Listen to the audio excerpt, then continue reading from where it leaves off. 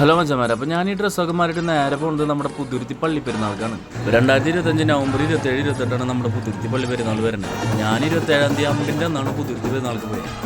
പുതുരുത്തിയിലുള്ള നമ്മുടെ റിലേറ്റീവ്സിൻ്റെ വീട്ടിലേക്കാണ് ഞാൻ ആദ്യം പോയത്. അവിടെ ചെന്ന് ഫുഡൊക്കെ കഴിച്ച് വർത്താനം പറയുമ്പോഴേക്കും വാൻസെറ്റ് തുടങ്ങി.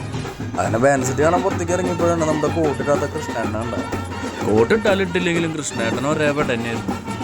ഏതോ ടീമിൽ ഗ്യാപ്പിന് വായിക്കാൻ വന്നതാണ് നമ്മുടെ കൃഷ്ണേട്ടൻ. അങ്ങനെ കൃഷ്ണേട്ടൻ്റെ വായനൊക്കെ കേട്ടിരുന്നതിന് ശേഷം ഞാൻ പള്ളിയുടെ അവിടേക്ക് പോയി. ചെന്ന് കഴിഞ്ഞപ്പോൾ കണ്ട കാഴ്ചയാണിത്. റോട്ടിലാണെങ്കിലും പള്ളിയിലാണെങ്കിലും ഗംഭീര തിരക്കായിരുന്നു. വണ്ടികളൊക്കെ ബ്ലോക്കായിട്ട് എത്ര നേരം കിടന്നെന്നറിയാം. പെമ്പിള്ളേർക്ക് തുള്ളാൻ പറ്റില്ല എന്ന് പറഞ്ഞ കാലഘട്ടമൊക്കെ പോയി. പെമ്പിള്ളേരായാലും ആമ്പിള്ളേരായാലും ആടിത്തിമിർത്ത് ആഘോഷിച്ച് ഒരു അടിപൊളി പെരുന്നാൾ തന്നെയായിരുന്നു പുതുരുത്തി പെരുന്നാൾ. പള്ളിയുടെ എലിമിനേഷൻ വർക്കും കാര്യങ്ങളൊക്കെ സൂപ്പറായിരുന്നു.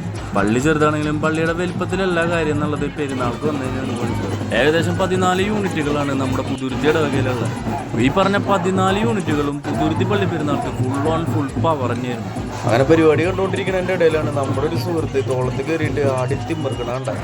അങ്ങനെ DJ ലൈറ്റുകളും റെയിൻബോ പോപ്പറും ബാൻഡ് സെറ്റൊക്കെ ആയിട്ട് പെരുന്നാൾ അങ്ങോട്ട് കയറിക്കൊള്ളു. ചേച്ചിമാരും ചേട്ടന്മാരും നല്ല പിള്ളേരും ഫുൾ പവറായിരുന്നു.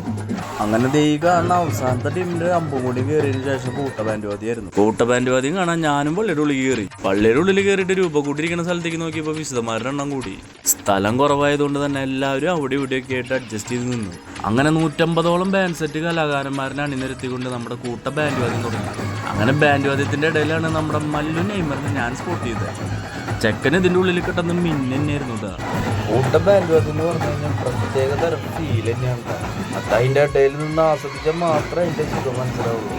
കണ്ടമാനം ജനം ഉണ്ടായിരുന്നു കേട്ടോ കൂട്ട ബാൻഡ്വാദ്യം കാണാനായിട്ട്. അങ്ങനെ കൂട്ട ബാൻഡ്വാദ്യവും കണ്ട് വെടിക്കെട്ടും കണ്ട് ഞാൻ നേരെ വീട്ടിലേക്ക് പോന്നു. അപ്പോൾ ശരി.